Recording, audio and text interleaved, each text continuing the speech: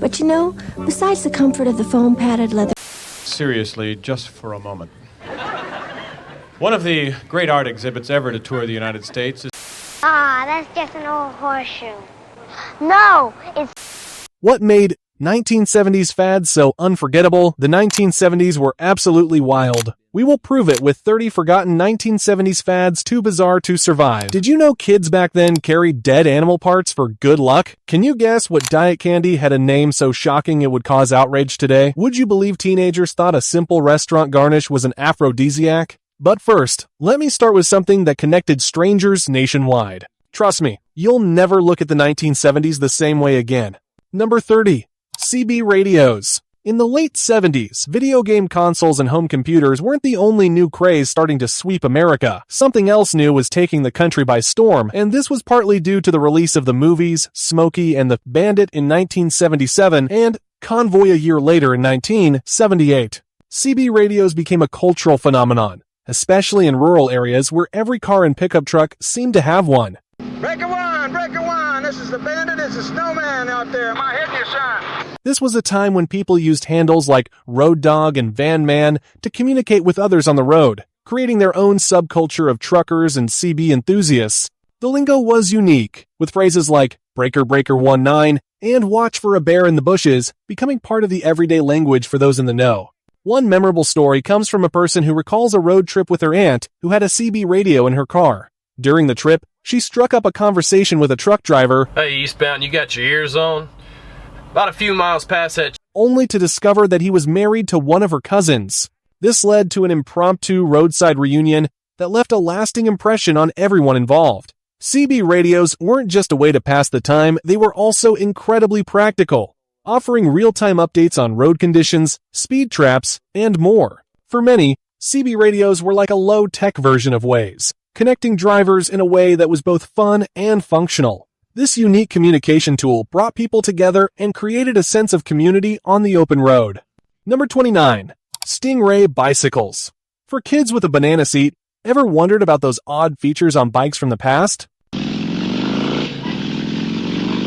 One feature that stands out is the Sissy Barra tall backrest that was popular on bicycles in the 1960s and 70s. If you're a 90s kid, you might laugh at the idea of having such a bar on your bike, but back then, it was a different story. The Sissy Bar wasn't just a random addition. It was designed to mimic the tall seats seen on chopper-style motorcycles.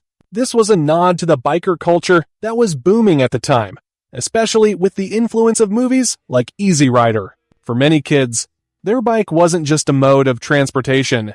It was a way to channel the rebellious spirit of the open road, even if they were only cruising around the neighborhood. But why the name Sissy Bar? Contrary to what you might think, not having one made you a sissy. It was a symbol of coolness, a must-have accessory that added swagger to your ride. Today, it might seem outdated, but back then the Sissy Bar was the ultimate mark of a biker in training.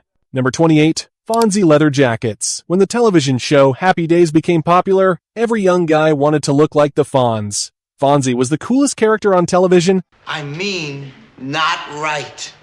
I don't get you. You mean you were wrong?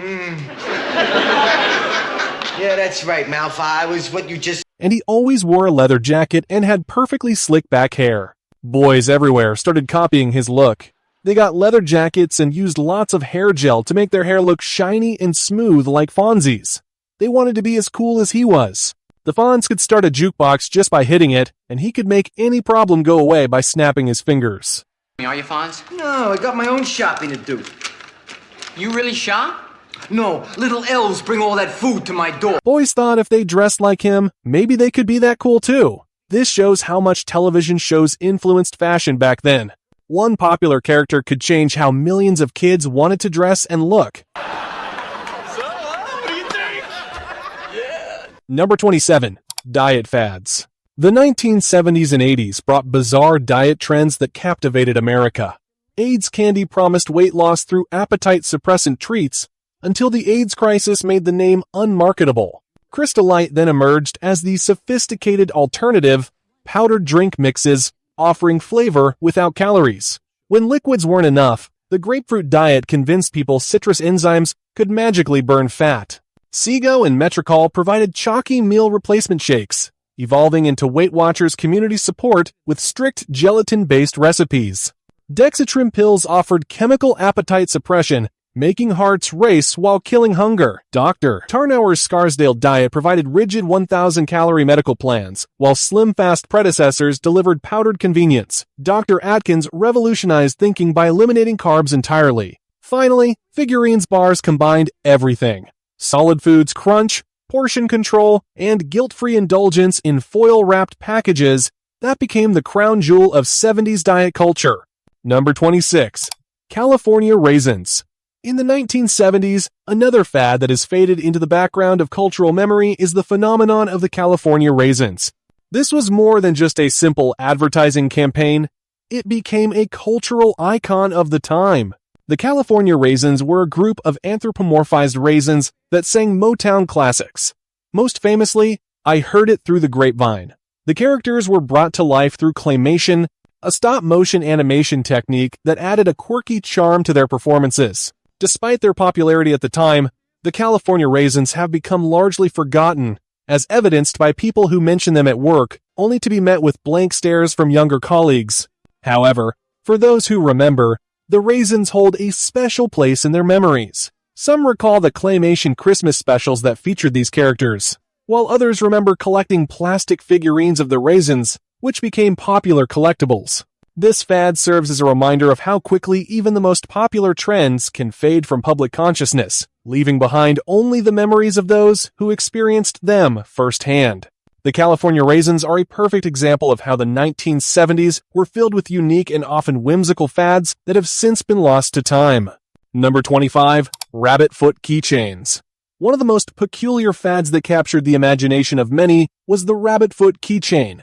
These furry charms were considered a symbol of good luck, with kids and adults alike carrying them as accessories on key rings, backpacks, or belts. The rabbit foot keychain was part of a broader trend of odd collectible items that defined the decade's quirky style. For many who grew up during that time, the rabbit foot keychain is intertwined with other nostalgic memories like troll dolls and making necklace chains out of gum wrappers.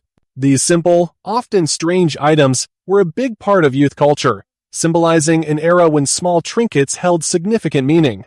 Some have expressed discomfort with the idea of carrying around a dyed rabbit's foot now that they could even feel the bones inside. It's a reminder of how perspectives shift over time. What was once a harmless, even charming fad is now viewed through a more critical lens. Despite the oddity of the trend, the rabbit foot keychain remains a memorable piece of 1970s culture, representing both the innocence and the peculiarity of the era's fads. Number 24. Big sideburns and mutton chops. Men grew really big, thick sideburns that came way down their cheeks. Some even grew mutton chops. These were sideburns that connected to a mustache, but left the chin bare. The bigger and bushier your sideburns were, the more fashionable you looked. Some men's sideburns were so big they covered half their face. It was the complete opposite of how most men look today. This hairy look was everywhere, from regular guys to famous rock stars and movie actors. Even serious businessmen had huge sideburns. It was just the normal way for men to look in the 1970s. Looking at old photos today, these giant sideburns look pretty funny. But back then, they were the height of style. Number 23. Shrinky Dinks. Shrinky Dinks were one of the most fun crafts for kids in the 1970s. They were special plastic sheets that you could color with crayons or markers. Then you cut out your design and baked it in the oven. The magic happened in the oven. The plastic would shrink down to about 1/3 of its original size and become thick and hard. Your big drawing would become a tiny charm or keychain. Kids loved making these because it felt like real magic. You could draw a big picture, and after a few minutes in the oven, you'd have a small, hard toy. Many kids made keychains, jewelry, or just collected their tiny creations. Parents had to help with the oven part, which made it a fun family activity. The whole house would smell like warm plastic, and everyone would gather around to watch the Shrinky Dinks shrink. It was simple, but amazing to kids who had never seen anything like it before. Number 22. Mexican Jumping Beans. In the 1970s, one of the more peculiar and fascinating fads that captured the imagination of many was the craze for Mexican jumping beans. These small, seemingly magical beans weren't just toys, they were a natural phenomenon that intrigued both children and adults alike. The beans would jump or move when held in your hand, creating a sense of wonder and curiosity. What made them jump? As many later discovered, it was a tiny moth larva inside the bean, which would wiggle when warmed by your hand, causing the bean to move. For those who grew up during that era, Mexican jumping beans are a vivid memory. Many recall buying them at local corner stores, where these simple beans provided endless entertainment. The thrill of watching them move was enough to keep kids engaged for hours, shaking them in their hands to make them jump even more. Despite their popularity, Mexican jumping beans have largely faded into obscurity, becoming one of those nostalgic treasures that only those who lived through the 1970s will remember. They serve as a reminder of a time when the simplest things could capture our attention and imagination, reflecting the innocence and curiosity of the era. Number 21. Clove Cigarettes. Clove cigarettes became a notable trend in the 1970s, particularly among those looking to distinguish themselves from the mainstream. Unlike regular cigarettes, clove cigarettes had a distinct aroma and taste, often described as exotic and sophisticated. The cloves provided a sweet, spicy scent that set them apart from traditional tobacco products, making them especially popular in alternative and artistic circles. For many, smoking clove cigarettes was not just about the act of smoking, it was about embracing a certain image or lifestyle. They became a symbol of being different, or of standing out in a crowd. The rich, aromatic smoke was popular at poetry readings, college gatherings, and among those who wanted to project an air of intellectualism or bohemian flair. However, clove cigarettes also carried a sense of mystery and misconception. Some believed they were a healthier alternative to regular cigarettes because they weren't real tobacco products. In reality, they were just as harmful, if not more so, due to the additional chemicals and the way they were smoked. Though clove cigarettes have largely faded from popularity, I have had an extremely stressful day, and I am not proud of what I'm about to say, but someone give me a cigarette.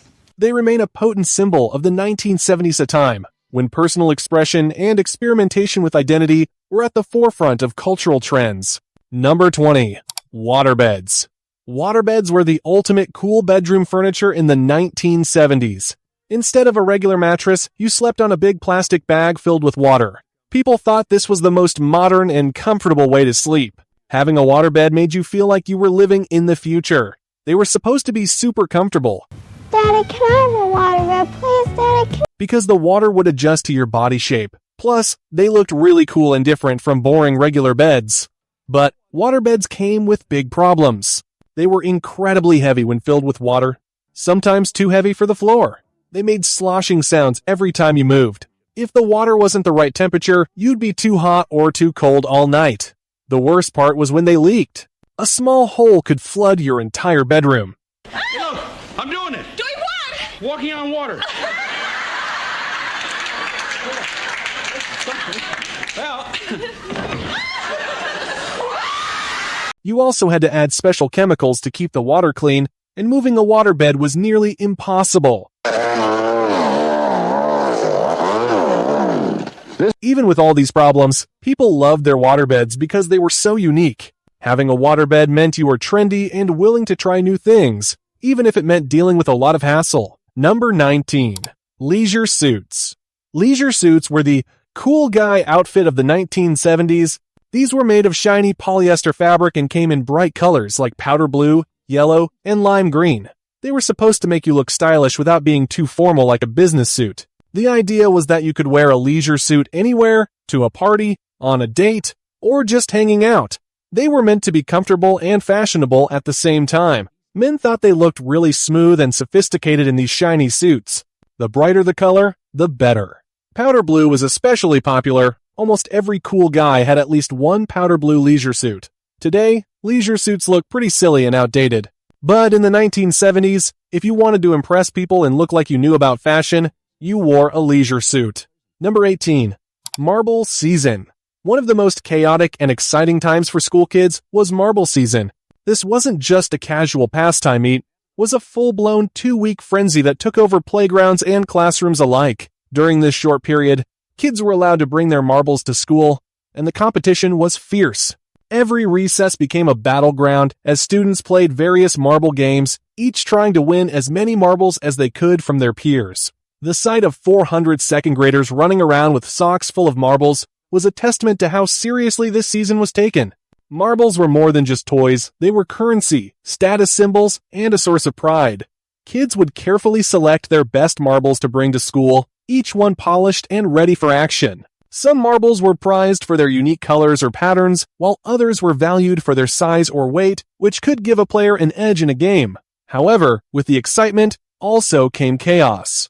The playgrounds were filled with the sound of marbles clinking together, and it wasn't uncommon for a few marbles to go missing or for games to get heated.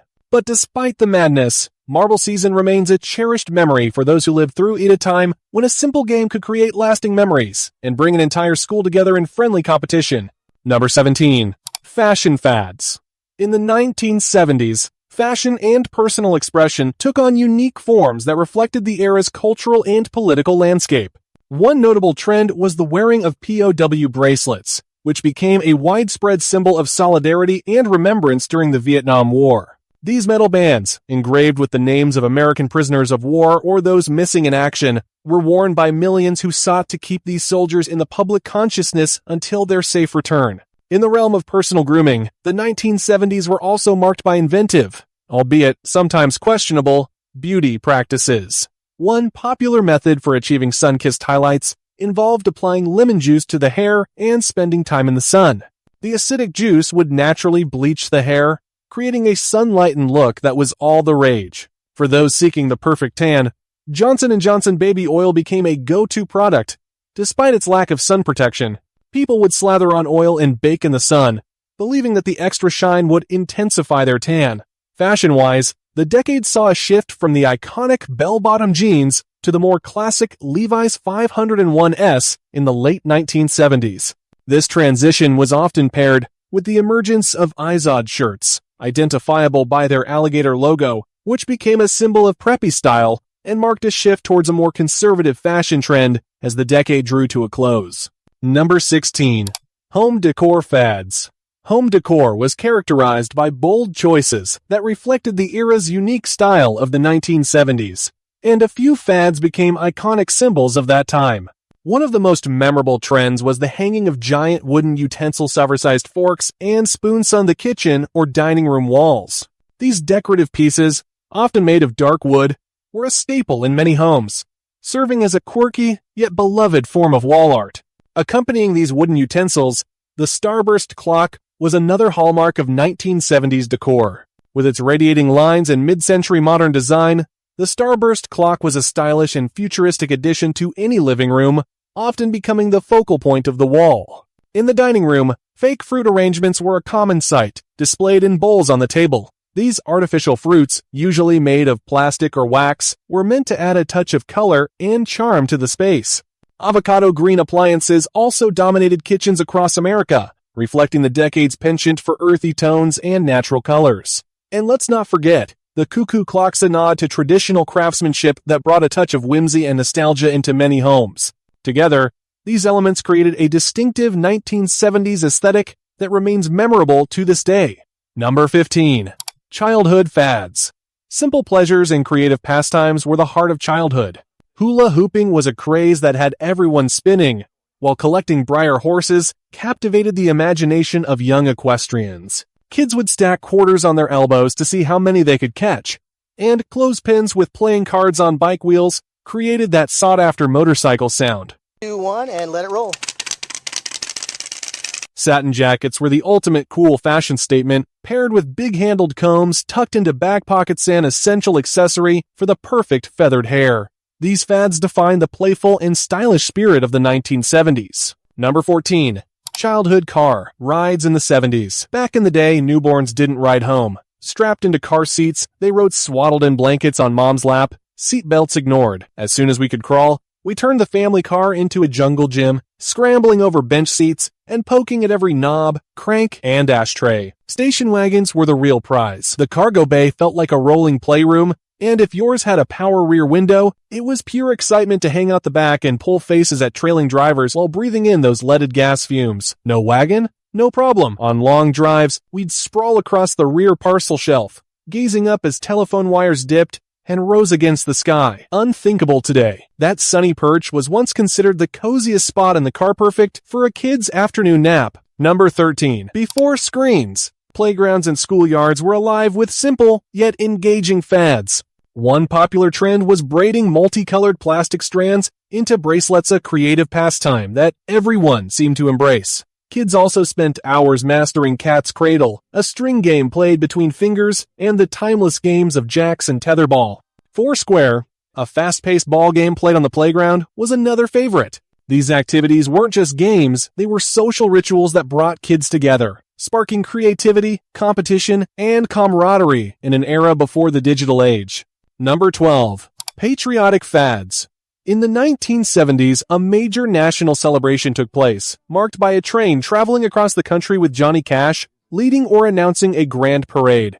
This event was part of the bicentennial celebrations, which commemorated America's 200th anniversary. That same year, the Queen of England visited, bringing a significant gift, the bicentennial bell. This bell, a symbol of the strong ties between the US and the UK, was placed by the National Park Service, likely in Philadelphia, though the exact location isn't clear. These events captured the patriotic spirit and international connections of the time. Number 11. Steve Martin.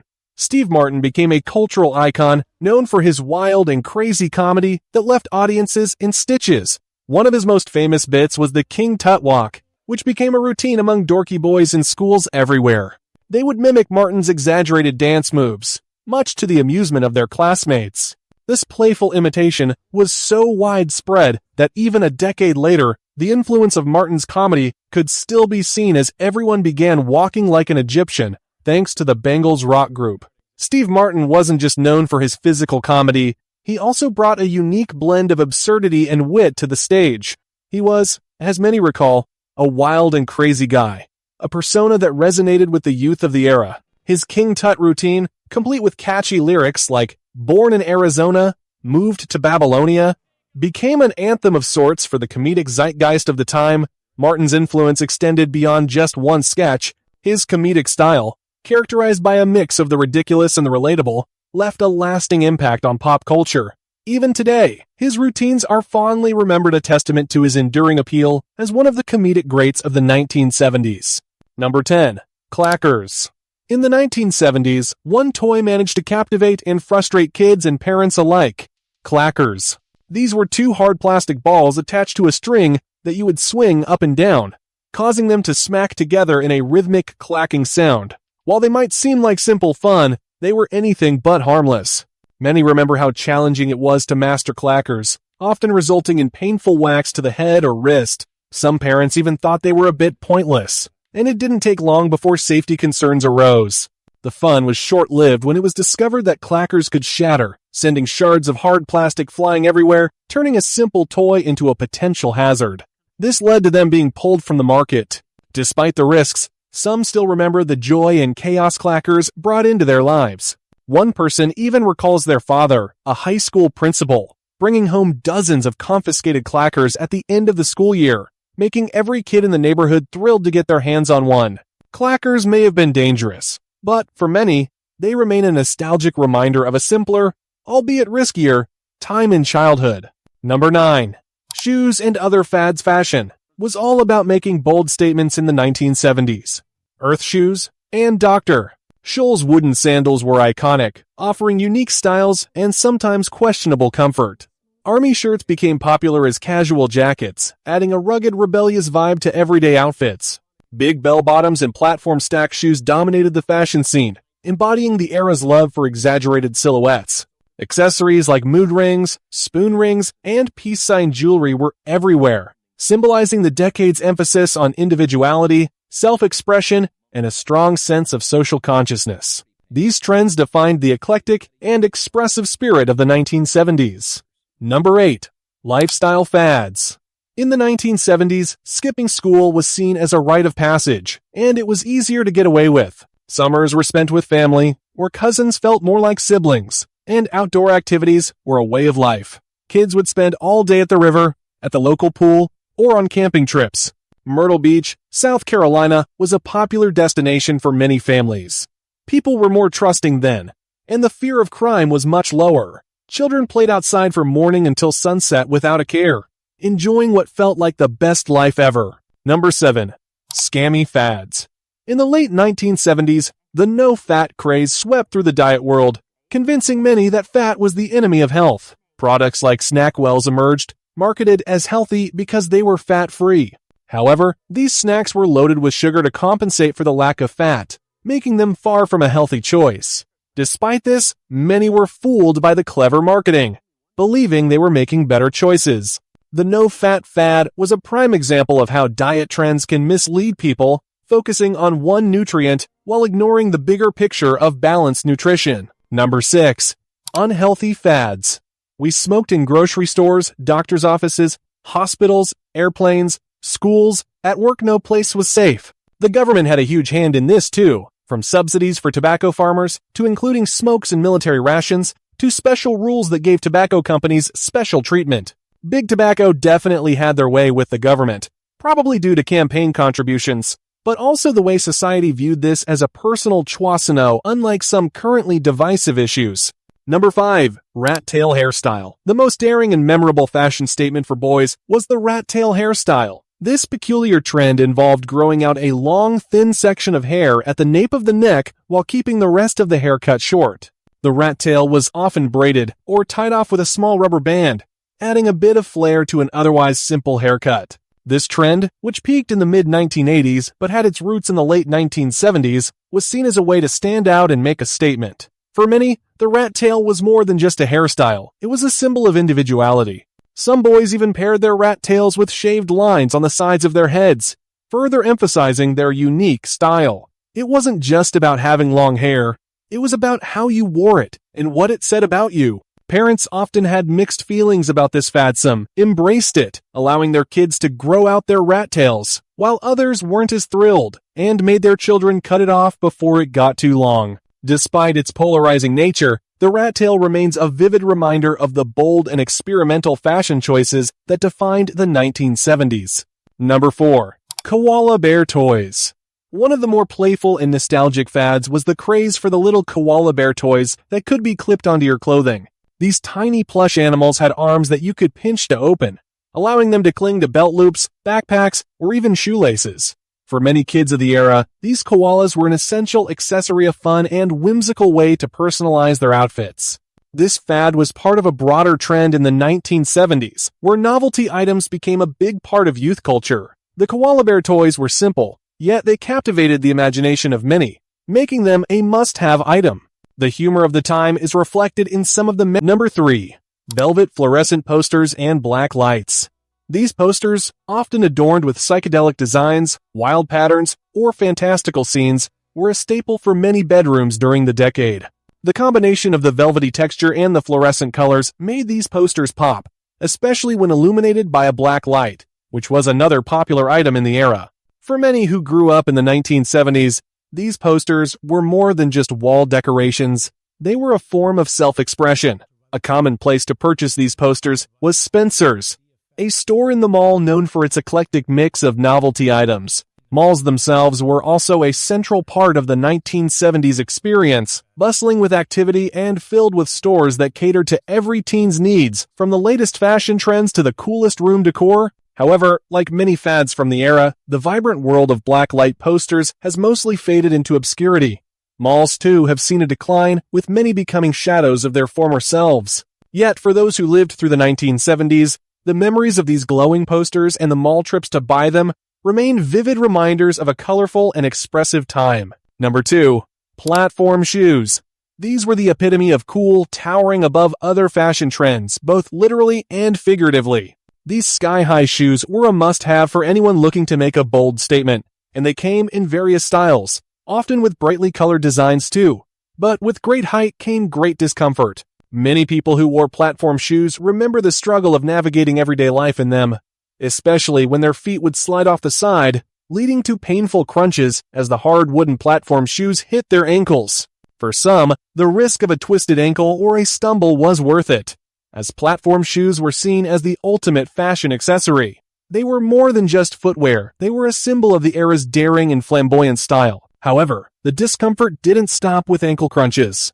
Some recall the hard wooden heels slipping under the arch, causing them to see stars and swear in pain. Despite these challenges, platform shoes remain a nostalgic reminder of the 1970 SA time, when fashion was as much about standing out as it was about standing tall. Today, they are fondly remembered as a quintessential piece of the decade's unique style. Number 1. Sprig of Parsley. In the 1970s, one quirky dining tradition that has almost completely vanished was the presence of a sprig of parsley on the edge of your plate at restaurants. It was a common practice back then, even in diners, to include this little green garnish. But parsley wasn't just there for decoration. Some believed it served a purpose. According to stories passed down, many people, particularly those who lived through the Great Depression, would eat the parsley along with everything else on their plate. They were taught to waste nothing, and parsley was no exception. But for others, parsley had a different role. Some diners ate it because it was said to freshen your breath after a meal, a belief that still has some backing today. Interestingly, the tales around parsley don't stop there. One commenter shared a memory from their high school days where a friend insisted parsley was an aphrodisiac revelation made in the late-night haze of a Denny's. This simple sprig of green, once a staple of dining experiences, reflects a mix of practical, health-conscious, and even humorous beliefs that characterize the fads and quirks of 1970s dining culture. These were the 30 fads we know will unlock memories for you. Don't forget to like, share, and subscribe.